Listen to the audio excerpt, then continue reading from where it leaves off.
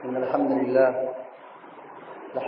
نحمده ونستعينه ونستغفره ونعوذ بالله من شرور أنفسنا ومن سيئات أعمالنا من يهده الله فلا مضل له ومن يضلل فلا هادي له وأشهد أن لا إله إلا الله وحده لا شريك له وأشهد أن محمدا عبده ورسوله أما بعد فإن خير الحديث كتاب الله وخير الهدي هدي محمد صلى الله عليه وسلم وشر الأمور محدثاتها وكل محدثة بدعة وكل بدعة ضلالة وكل ضلالة في النار. أعوذ بالله من الشيطان الرجيم. بسم الله الرحمن الرحيم. إنهم فتية آمنوا بربهم وزدناهم هدى. وقال النبي صلى الله عليه وسلم إنما الأعمال بالخواتيم. رواه البخاري. هذه الإجماع ہر قسم کی تعریف و توصیف، کبریائی و بڑائی اللہ رب العالمین کے لیے لائق و زیبا ہے، جس نے ہم سب کو اور آپ سب کو پیدا کیا اور ایمان اور اسلام کی توفیق بخشی. بعدہ کروڑوں درود و سلام ہو تمام انبیاء کرام پر، بالخصوص ہمارے اور آپ کے آخری نبی جناب محمد رسول اللہ صلی اللہ علیہ وسلم پر. اللہم صلی علی محمد وعلی آل محمد کما صلیت علی ابراہیم وعلی آل ابراہیم انک حمید مجید. اللہم بارک علی محمد وعلی آل محمد کما بارکت علی ابراہیم وعلی آل ابراہیم انک حمید مجید. آج کے اس جمعے کے خطبے میں نوجوانوں کے تعلق سے کچھ باتیں بیان کرنے کی کوشش کی جائے گی. دیکھیے، نوجوان یہ قوم کا سب سے بڑا قیمتی سرمایہ ہے. قوم کی ترقی اگر ہو سکتی ہے تو نوجوانوں کی کوششوں اور محنتوں کے ذریعے سے ہی ہو سکتی ہے. اور زندگی کا سب سے اہم پیریڈ، سب سے قیمتی جو دور ہے، سب سے اہم جو لمحہ ہے، وہ جوانی کا دور مانا گیا ہے. پیدائش کے 10-12 سال تک یہ زندگی بچپنے کی شمار کی جاتی ہے. اب بلوغت کے بعد سے لے کر کے بڑھاپے سے پہلے 50-55 اس سال میں کو جوانی کا سال شمار کیا جاتا ہے. پھر اس کے بعد بڑھاپے کا زندگی، بڑھاپے کا دور، بڑھاپے کا وقت آ جاتا ہے. آپ غور کریں، شروع کے 10 سال بچہ نہ سمجھ ہوتا ہے، بچپنا جسے ہم کہتے ہیں، بچہ کچھ نہیں کر سکتا ہے.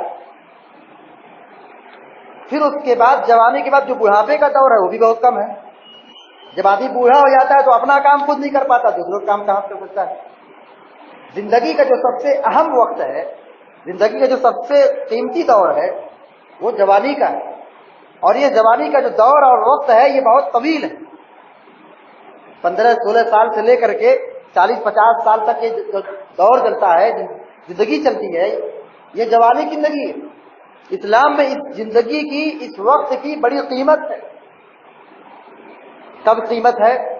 جب نوجوان اپنی جوانی کا صحیح استعمال کرے، اپنی جوانی کو اللہ کی عبادت میں گزارے، اللہ رب العالمین کے دین پر استقامت اختیار کرے، اللہ کی توحید پر جم جائے، نمازوں کی پابندی کرنے والا بن جائے. تو اس صورت میں اس جوانی کی زندگی بڑی اہم رکھتی ہے، بڑا معنی رکھتی ہے.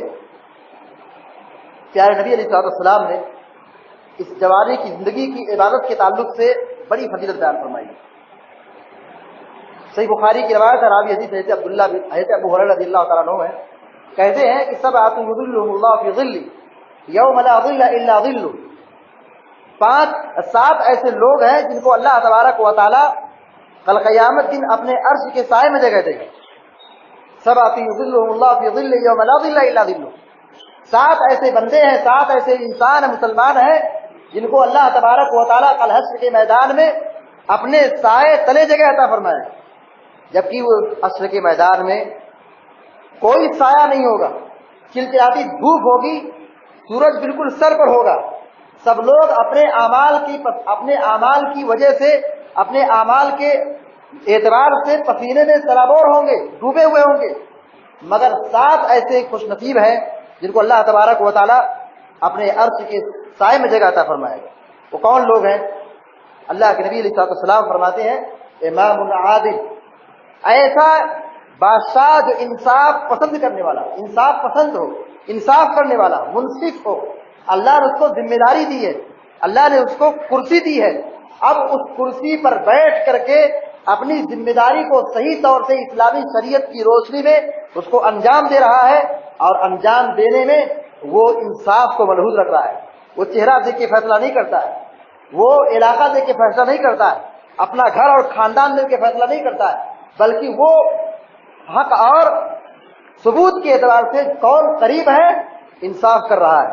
تو ایسا جج، ایسا بادشاہ، ایسا ذمہ دار اللہ رب العالمین کل قیامت دن ایسے ذمہ دار کو اللہ تبارک و تعالیٰ اپنے عرش کے سائے میں جگہ عطا فرمائے گا۔ دوسرے نمبر آپ نے کیا فرمایا؟ وَشَابٌ نَشَأَ فِي عِبَادَةِ اللَّهِ، دوسرا وہ نوجوان ہوگا جو اپنی جوانی کو اللہ کی عبادت میں گزارا ہو۔ زندگی بھر ہمیں عبادت کرنی ہے، بلوغت سے لے کر کے موت تک، آخری سانس تک ہمیں اللہ تعالیٰ کی عبادت کرنی ہے، مگر اس عبادت میں اگر آپ دیکھیں گہرائی کے ساتھ تو اللہ رب العالمین کی نگاہ میں وہ عبادت مطلوب ہے، وہ پسندیدہ عبادت ہے جو انسان اپنی جوانی میں عبادت کرتا ہے۔ اگر جوانی میں آدمی عبادت کرتا ہے، جوانی میں اللہ رب العالمین کی بندگی کرتا ہے، تو اس عبادت کی اتنی اہمیت ہے، اتنا بڑا مقام ہے، کل حشر کے میدان میں اللہ تبارک و تعالیٰ اپنے عرش کے سائے میں اس بندے کو جگہ عطا کرے گا۔ بڑھاپے کی عبادت اللہ تعالیٰ کے کوئی پسندیدہ نہیں ہے، بڑھاپے میں سب گزر جاتے ہیں۔ اگر جوانی میں ہم اپنے آپ کو سنبھال لے جائیں، جوانی میں ہم اللہ تعالیٰ کی عبادت کر لے جائیں، نمازوں کی پابندی کر لے جائیں، تو یہی عبادت اللہ تعالیٰ کو پسند ہے۔ بڑھاپے کی عبادت کی کوئی معنی نہیں رکھتی ہے۔ اللہ تعالیٰ جوانی کے بارے میں پوچھے تو آپ کیا جواب دیں گے؟ 70 سال جو زندگی دنیا میں گزار کر آیا اس میں سے 10 سال بڑھاپے کا ہے، 5 سال بڑھاپے کا ہے، پوری زندگی جوانی کی بھری پڑی ہوئی ہے۔ اللہ تبارک و جوانی کے بارے میں پوچھے گا تو کیا جواب پڑے گا؟ سنن ترمذی کی روایت ہے، اللہ کے نبی علیہ السلام نے فرمایا لا تزال قدم ابن آدم، اور بعض نے کہا لا تزول قدم ابن آدم، بنی آدم کے پیر کل قیامت دن اللہ رب العالمین کے سامنے سے ٹل نہیں سکتا ہے حتی یطرح الخمس، جب تک کہ اسے 5 چیزوں کے بارے میں پوچھ لے جائے۔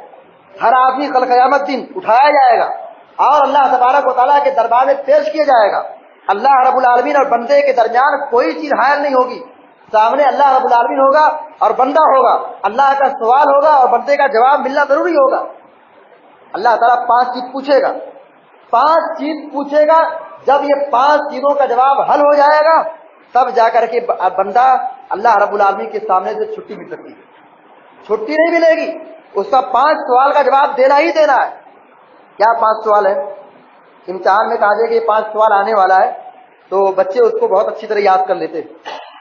ہم سے اور آپ سے سب سے بڑے امتحان آنے والے دن کل قیامت دن ہم سے پوچھے جانے والا ہے۔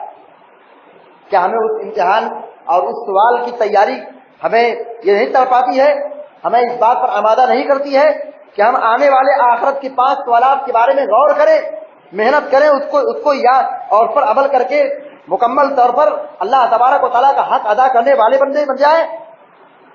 کیا نبی صلی اللہ علیہ وسلم نے فرمایا پہلا سوال کیا ہوگا؟ ان عمرہ فیما افنا، اس کی پوری زندگی کے بارے میں پوچھا جائے گا کہ تم نے زندگی کیسے گزاری۔ یہ زندگی جو ہم کو ملی ہے بہت بڑی نعمت ہے، یہ زندگی ہماری منمانی نہیں ہے کہ ہم جیسے چاہے سوئے رہیں، کھائے پیے، عیش کریں، یہ منمانی نہیں ہے۔ اس زندگی کے بارے میں اللہ تبارک و تعالیٰ کے یہاں ہم سے پوچھا جائے گا۔ ان عمرہ فیما افنا، اس کی زندگی کے بارے میں، اس کی عمر کے بارے میں پوچھا جائے گا، اس نے اتنی زندگی ملی تھی، 60 سال زندگی ملی تھی، 70 سال دنیا میں زندہ تھا، اس نے کیا کیا؟ اپنے لیے کیا کیا؟ آخرت کے لیے کیا کیا؟ اللہ کے لیے کیا کیا؟ دین کے لیے کیا کیا؟ کتنی قربانی دی؟ کتنا نیک کام کیا؟ اس کی پوری لائف اور پوری ہسٹری کھول دی جائے گی، اس کی زندگی کے بارے میں پوچھا جائے گا، کیا کیا تم نے؟ کیا جواب ہوگا؟ یہ زندگی گزر رہی ہے، ایسے معاملہ حل نہیں ہوگا۔ کل قیامت دن یہ پہلا سوال ہم سے پوچھا جانے والا ہے، تم دنیا کے اندر 60 سال تھے، تم نے کیا کیا؟ دوسرا سوال کیا ہوگا؟ وَعَنْ شَبَابِهِ فِيمَا أَبْلَاهُ، اس کی جوانی کے بارے میں پوچھا ہے کہ تم نے اپنی جوانی کیسے گزاری؟ زندگی میں جوانی شامل ہے، مگر اللہ تبارک و تعالیٰ خاص طور سے زندگی میں جوانی کو الگ کیا۔ ہماری زندگی 60 سال کی ہے، تو یہ ہم سے 60 سال کے بعد پوچھا ہی جائے گا، مگر اس کے بعد ایک سوال یہ بھی تھوپا جائے گا ہمارے سر پر کہ جوانی کیسے گزاری ہے۔ زندگی کا سب سے انمول وقت، سب سے قیمتی لمحہ، سب سے بہترین دور وہ جوانی کا ہے، تو اللہ تبارک و تعالیٰ ہم سے جوانی کے بارے میں پوچھے گا۔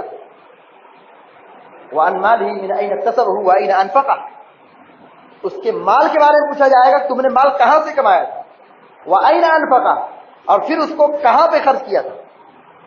یہ 4 سوال ہو گئے، مال کہاں سے کمایا تیسرا سوال، چوتھا سوال مال کما کر کے کہاں پہ خرچ کیے، یہ چوتھا سوال۔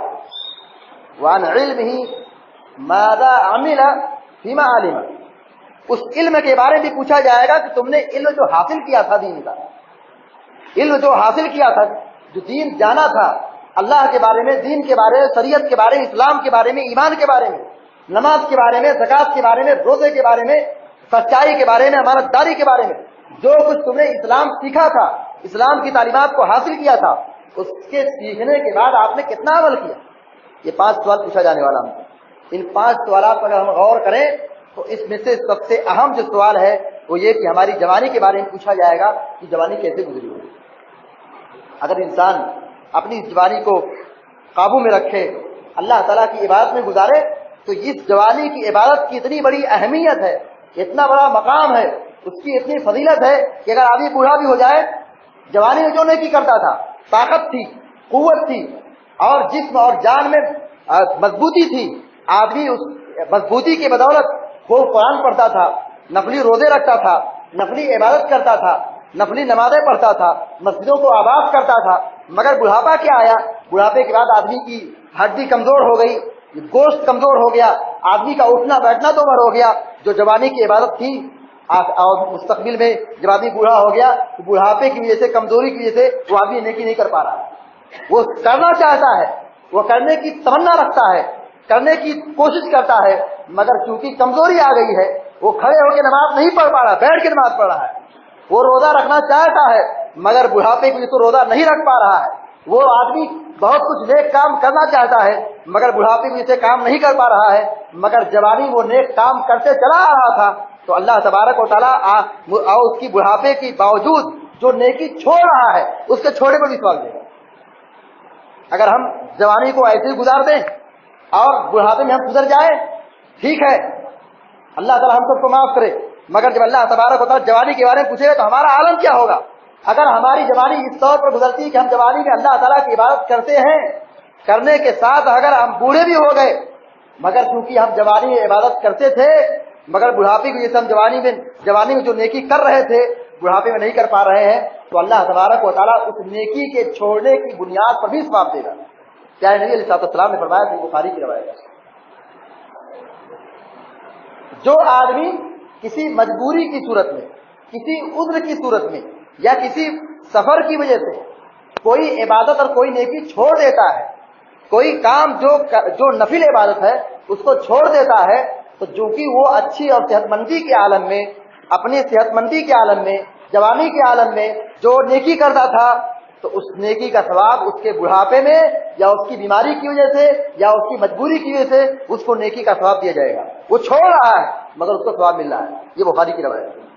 تو ہمیں اور آپ کو چاہیے کہ ہم اپنی زندگی کی حفاظت کریں، اپنی جوانی کو صحیح طور پہ گزاریں، اور اس جوانی کو اللہ کے دین کی خدمت میں گزاریں، اللہ تعالیٰ کی عبادت میں گزاریں، اور ہم اپنے اسلاف کو دیکھیں، اپنے اسلاف کی سیرت کو پڑھیں، صحابہ اکرام کی مثالوں اور ان کی کوششوں کو دیکھیں، کہ ہمارے اسلاف کے بچے، ہمارے اسلاف کے جوان کیسے دنیا میں رہا کرتے تھے، کیسی زندگی گزارا کرتے تھے، ان کی جوانی کیسے گزرتی تھی، ان کی جوانی میں کیا خدمات ہوا کرتی تھی۔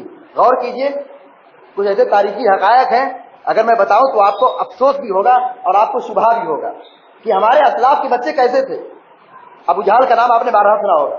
ابو جہل نبی کا کٹر دشمن تھا، بڑا جانی دشمن تھا، اس نے رسول کو، مسلمانوں کو بہت ستایا تھا۔ یہی وہ ابو جہل ہے جس نے سمیہ رضی اللہ تعالیٰ عنہا کو دونوں پیر کو 2 اونٹ میں باندھ دیا اور اونٹ کو دوڑا دیا اور حضرت سمیہ 2 ٹکڑے میں تقسیم ہو گئی۔ یہی ابو جہل مسلمانوں کو ستایا، مسلمانوں کو پریشان کیا، اللہ کے نبی کو ستایا، اللہ کے نبی کو مارا بھی، اللہ کے نبی کا گلا بھی دبایا۔ اللہ کے نبی علیہ السلام کے جسم اطہر پر اونٹ کی اوجھڑی ڈالنے کا حکم یہی دیا تھا۔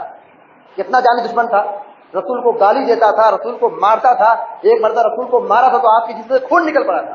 حضرت حمزہ نے جب یہ واقعہ سنا تو جا کر کے ابو جہل کے سینے پہ چڑھ کر اس کو مارا، اور پھر حضرت حمزہ رضی اللہ تعالیٰ عنہ اسلام لانے کا یہی واقعہ بنا کہ ابو جہل نے رسول کو مارا تھا، حمزہ نے جا کر کے اس کا بدلہ لیا، اپنے بھتیجے کا بدلہ لیا، تو حضرت حمزہ اسلام لے کر آئے۔ تو میں کہنا چاہتا ہوں ابو جہل نبی کا کتنا جانی دشمن تھا۔ اس دشمن کو کس سے مارا تھا؟ مدینہ کے جو 2 چھوٹے ننھے منھے بچے جو ابھی 13 17 18 کے سال کے بیچ میں تھے، اتنے چھوٹے بچے جنگ بدر میں حصہ لے رہے۔ اسلام کی جو سب سے بڑی جنگ ہے، اسلام کی جو پہلی جنگ ہے جس کو ہم جنگ بدر کہتے ہیں، جو ہم جنگ بدر کو ہمیشہ یاد رکھتے ہیں، اس جنگ بدر کے واقعے میں یہ واقعہ بڑا مشہور ہے کہ حضرت افرا کے دونوں بیٹے، حضرت افرا کے دونوں بیٹے معاذ اور معوذ رضی اللہ تعالیٰ عنہما، جو چھوٹے مدینہ کے چھوٹے بچے تھے، وہ آ کر کے حضرت عبد الرحمن بن عوف سے پوچھتے ہیں کہ ابو جہل کہاں ہے؟ چونکہ یہ مدینہ کے تھے اور ابو جہل مکہ کا تھا، کیسے پہچانیں گے؟ تو پوچھنا پڑے گا، سوال کرنا پڑے گا۔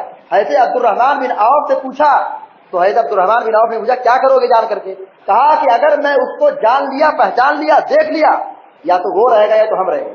2 چھوٹے بچے حضرت معاذ اور حضرت معوذ رضی اللہ تعالیٰ عنہ، جو چھوٹے 13 12 سال کے بچے ہیں، وہ یہ کہہ رہے ہیں کہ اگر ہم نے ابو جہل کو دیکھ لیا یا تو پھر وہ رہے گا یا تو ہم رہیں گے۔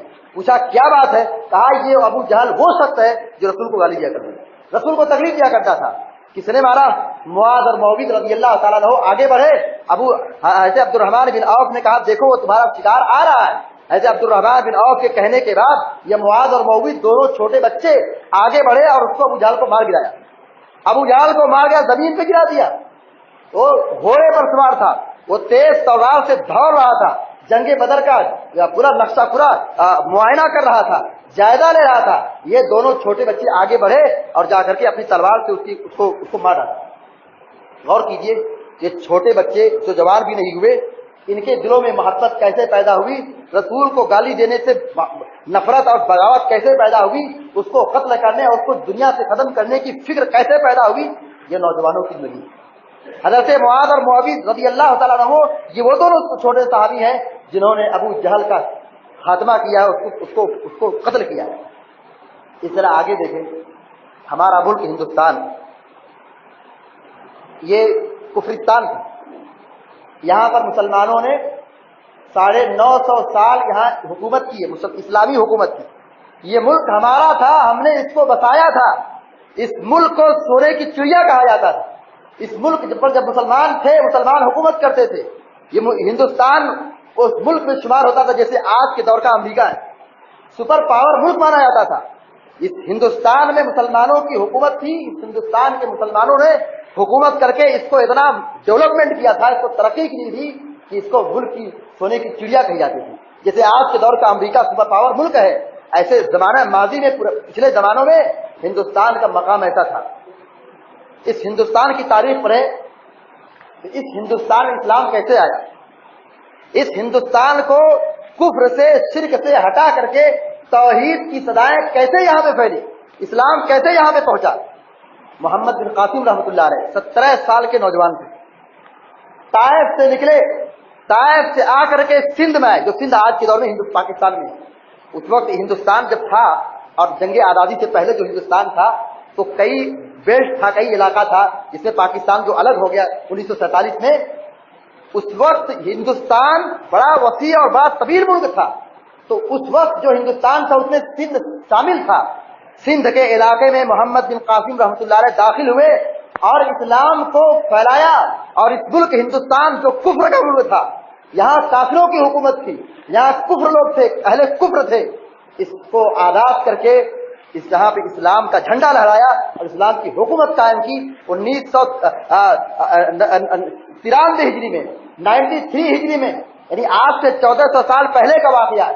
93 ہجری میں اس ملک کو ہندوستان میں محمد بن قاسم رحمۃ اللہ علیہ داخل ہوئے. محمد بن قاسم رحمۃ اللہ علیہ کیا تھے؟ وہ تو کیا تھے؟ 17 سال کے نوجوان تھے, یہی سپہ سالار تھے, یہی قائد تھے, یہی سپہ سالار تھے, یہی ذمہ دار تھے, یہی امیر لشکر تھے. 17 سال کا نوجوان اور اس ملک ہندوستان کو فتح کر رہا ہے. یہ کوئی معمولی قیمت ہے؟ یہ کوئی معمولی قربانی ہے؟ یہ کوئی معمولی واقعہ ہے؟ تو یہ اس طرح ہمارے اسلاف کے واقعات کو اگر آپ دیکھیں تو بہت لمبی داستان ہے, بڑی طویل تاریخ ہے کہ ہمارے اسلاف کے نوجوانوں نے اسلام کی بڑی زبردست محنت کی ہے, بڑی قربانی دی ہے. مگر آج کے نوجوانوں کو دیکھ کر کے بڑا افسوس ہوتا ہے, بڑا دکھ ہوتا ہے کہ یہ کیسے نوجوان ہیں جن سے 5 وقت کی نمازوں کی پابندی صحیح طور سے نہیں پاتے.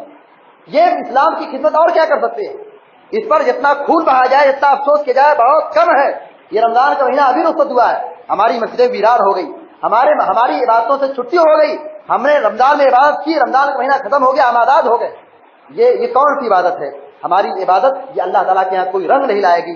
اللہ تعالیٰ کے یہاں ہماری عبادت کوئی معنی نہیں رکھے گی. ہماری عبادت وہی قبول ہوگی جو عبادت اللہ کے رسول صلی اللہ علیہ وسلم کے مطابق ہو. جو دین اور شریعت اللہ نے نازل فرمایا ہے, اس شریعت اور دین کے تقاضوں کو ہم مکمل طور سے ادا کریں, اس کو پورا کریں اور مکمل طور سے دین پر جم جائیں اور استقامت اختیار کریں, 5 وقتہ نمازوں کی پابندی کریں, اپنی جوانی کی حفاظت کریں اور جوانی میں خصوصی طور پر اللہ تعالیٰ کی عبادت کریں. اللہ تبارک و تعالیٰ ہم سے جوانی کے بارے میں پہلا سوال کرے گا کہ تم نے اپنی عمر کہاں پہ گزاری تھی. پھر دوسرا سوال یہ ہوگا کہ تم نے اپنی جوانی کے کہاں پہ گزاری تھی, کہاں پہ خرچ کی تھی. اگر ہم نے اپنی جوانی کو صحیح طور پر استعمال کیا اور دین پر جمے رہے اور نمازوں کی پابندی کی اور اسلام کے تقاضوں کو پورا کرتے رہے تو پھر یہ ہماری کامیابی کی دلیل ہوگی.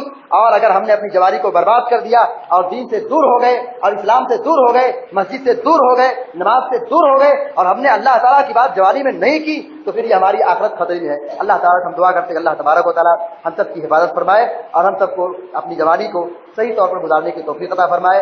رب العالمین ہم سب کو ایک اور نیک بنائے, ہماری بیماری کو شفائے کاملہ عطا فرمائے اور جو تنگدست اور کمزور اللہ تعالیٰ ان کی کمزوری کو, ان کی پریشانی کو دور فرمائے. آمین یا رب العالمین. اقول قولی هذا واستغفر الله لي ولكم لسائر المسلمين فاستغفروه انه هو الغفور الرحيم وصلى الله على نبينا محمد وعلى اله وصحبه اجمعين.